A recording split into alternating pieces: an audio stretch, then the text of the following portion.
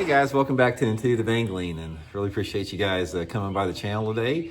And we're going to be talking about the times that you do not want to actually jerk a jerkbait to catch more fish.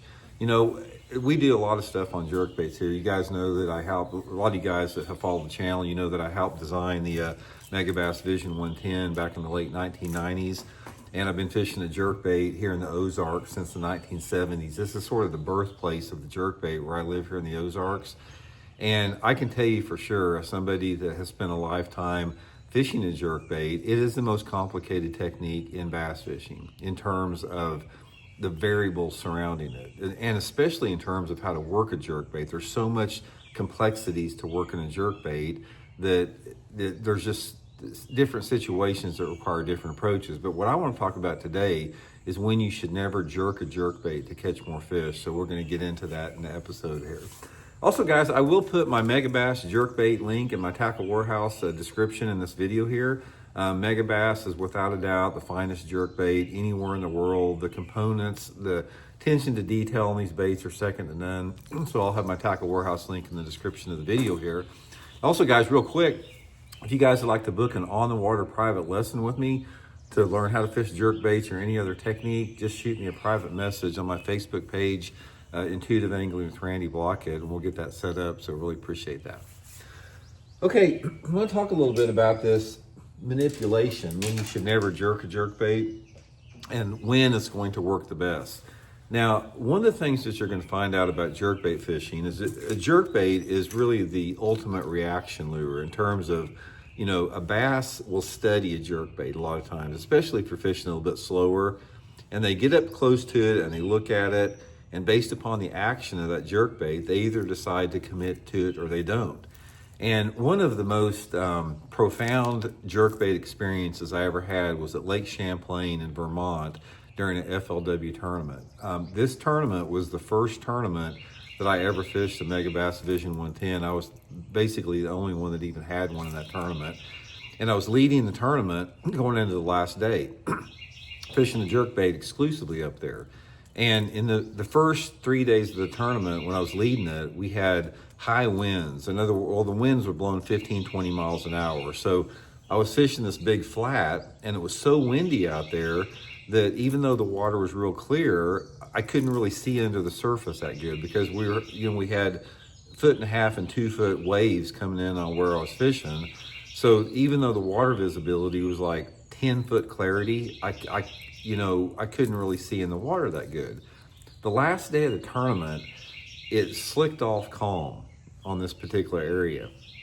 And the water was so clear, it was like a bathtub. I mean, it's like, it was completely smooth on this flat. And it's like, you could look down, and I remember looking down and looking at my depth finder, and even in one place I was 15 foot deep and I could still see the bottom. It's like, it was that clear. And I started watching, I was jerking the jerkbait, and these big smallmouth, I started seeing them. There would be 4 or 5 of them following this bait. And it's like I could see them from like 30 foot out there. So what they would do is all these smallmouth would be swimming around the bait like this. I'm talking some of them would be that far away from it. They'd be right up on there just looking at it like that, but they wouldn't touch it. And the only time that I could get them to touch it is by that, in that particular tournament, is I had to stop it, and then I had to jerk it super hard like that, and then they'd react to it. So the point of the matter is I think if you're in a clear water situation, you have a lot of bass that the jerkbait gets their attention because it's a darting bait like that, and they're curious and they come over to it. But actually getting them to generate and to commit and bite that lure is a different story. Now let's talk about when you don't want to jerk a jerkbait. Most people, when they're fishing a jerkbait, you know, they're doing the jerk, jerk, pause, jerk, jerk, pause, jerk, jerk, pause. And sometimes they'll let it set a little bit longer, you know, just depending upon the situation there. But one of the things that I want to talk about is when you do not want to use that jerk, jerk, pause. And this is when you are fishing a situation where you have colder water temperatures, especially if you have water that is not super, super clear. So let's say you have water temperatures in the 40s or low 50s, and you have water visibility of say 2 to 3 foot. Decent clarity, but not super, super clear situation. In a deal like that, the metabolism of the bass have slowed down to the point where they're not going to react to that jerk pause. What you need to do when you fishing a jerkbait in a situation like that is you want to barely move the jerkbait, but not let it set still. This is the difference. A lot of people think of the suspending jerkbait as they jerk, pause, and they let it set, jerk, pause, let it set. This is not what I'm talking about. The times that you do not want to jerk a jerkbait, I'm going to show you how to do it, and I'll explain it to you. Again, water temperature, say 40 to 50 degrees, number one.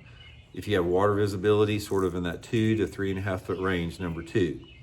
If you have that scenario, what you want to do is you want to reel that jerkbait down, and you don't even really want to jerk it. A lot of times what I'll do is I'll just reel it down, and it'll get down, maybe 8 or 10 cranks, and the jerkbait is coming down like this, and it gets down to its deepest point like that. At that point, what I want to do is two different techniques. Number one, I want to slow reel it, just like that. See, it's just barely moving across the bottom like that. Or number two, I'm going to twitch it in one spot like that. I'm going to make it vibrate in one spot. So what it looks like is, I throw it out there, reel the bait down like that. Once I get it down to where I think it's, at its maximum depth, I'm slowly turning that reel handle, just barely cranking it. Just let me show it like that. Just barely cranking that reel handle, just barely moving it like that. Or I'm not even touching the reel handle. The bait's down its deepest part, and I'm shaking it on a slack line, just twitching it, barely moving it like that. So what this is going to do is this is going to keep that bait in the sweet spot longer, just like that, moving it along, reeling it like that for about 5 feet or so. This is what you want to do. After you do that, after you're reeling it like that, just pop it one time. So looks like this. Cast out there, reeling down, maybe twitching a little bit, reeling it just a little bit like that, and then one time pop it like that. And guys, when you pop it like that, after those fish have been following, you got their attention. It's coming like this. You got the attention. They're looking at it. They're cruising around it. And you pop it like that, and that's when they dart out and grab it. That is the situation where you don't want the jerk pause. Now, that is just one scenario that I figured that out by experimentation. Let me sort of explain to you guys how I figured a lot of this out. I was fishing a tournament, not a tournament, but I was fishing at Stockton Lake about probably, I don't know, it's probably been close to 20 years ago now, 15, 20 years. And I was catching a lot of fish on a jerkbait just with the traditional jerk pause. I got on this one point, there was a massive school of fish on it. Biggest school of fish I've ever seen up there. It was almost like every other cast you get one. And I was catching a few, then, after a while they slacked off a little bit, and I knew these fish were still down there, so I started experimenting with the retrieves, and I started doing that twitch like that and the slow pull, and that's how I figured out this particular technique will catch fish better than anything else during that scenario, because I started catching bigger fish once I started doing that. One of the things that you're going to find out about jerkbait fishing is every scenario requires a different manipulation of the lure in terms of how hard you want to jerk it, how soft you want to jerk it, how many times you want to jerk it, how long you want to pause it, how long you want to reel it. There's not one thing that fits all. You have to experiment with the retrieve and the cadence on a jerkbait more than anything else, because you have literally dozens of different cadence variables on there as far as how hard you snap it, or how soft you snap it, or how fast you twitch it like that, or how slow you twitch it, or how you rip it. I mean, there's just an endless amount of different scenarios with a jerkbait that can potentially trigger strikes. And a lot of this it has to do with like the aggressiveness or the passiveness of a bass. It has to do with the water clarity, the water visibility, the wind, the light intensity. All this stuff, factors into it. That is what I'm talking about, why jerkbait fishing is the most difficult technique, because that's just one area. When you're talking about lure manipulation on a jerkbait, specifically action, you know, then you have everything else with it. You have to match it up with the right line size, the right rod action. You have to match it up with the right reel retrieve action as far as the ratio.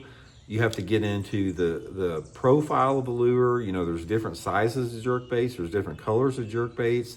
You know, there's just an endless amount of things that factor into it. Not to say that you have to have everything absolutely perfect to catch a fish, but in order to maximize the number of fish you catch on it, that's when you really have to pay attention to all that stuff. So anyway, one of the biggest tips I can give you guys, just remember, just file it away in your memory for coming up this fall and next winter, is just don't jerk a jerkbait all the time. Just twitch it and just barely reel it, you know, almost like you're fishing the crankbait, barely moving it. And this is especially appealing to a bigger fish, because it's been my experience in jerkbait fishing that the bigger fish that you catch on a jerkbait come from the slowest retrieve that you can make on it, with the exception of smallmouth and clear water in warmer water. Like summertime, Great Lakes smallmouth is the exception. But all of the big largemouth and spotted bass and smallmouth that I have caught in traditional reservoirs have come fishing that jerkbait really slow. It's almost like a smaller fish will react to a faster moving jerkbait. But if you're gonna catch a big one, I can't think of any truly big fish that I've caught on a jerkbait where I was just working the heck out of that jerkbait. So anyway, give that guys a try. Just reel it, you know, twitch it barely in one spot, twitch it on a slack line without jerking it. See what happens when you get in that situation. So hope it helps out. We'll talk later.